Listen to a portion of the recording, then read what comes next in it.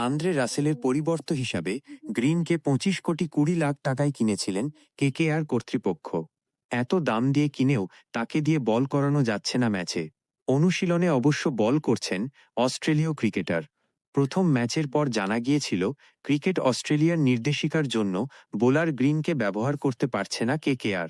অধিনায়ক রাহানের আশা খুব তাড়াতাড়ি বল করতে পারবেন গ্রিন।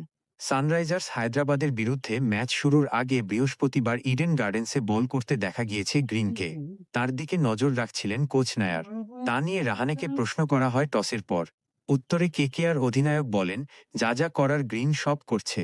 ট্রেনিং করছে। দলের ফিজিও ওর দিকে নজর রাখছেন। আপাতত এটুকু বলতে পারি, খুব তাড়াতাড়ি আপনারা ওকে বল করতে দেখবেন।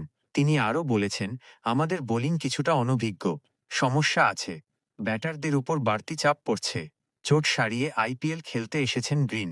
ব্যাট বা ফিল্ডিং করতে সমস্যা না হলেও ভারতে আসার সময় বল করার মতো ফিটনেস তার ছিল না। সতর্কতা হিসাবে ক্রিকেট অস্ট্রেলিয়া আইপিএলের শুরু থেকে গ্রিনকে দিয়ে বল করানোর অনুমতি দেয়নি কেকেআর শিবির সূত্রে খবর, বল করার মতো ফিটনেস ফিরে পেয়েছেন গ্রিন। অনুশীলনও শুরু করেছেন। কিছু দিনের মধ্যেই ম্যাচে বল করবেন।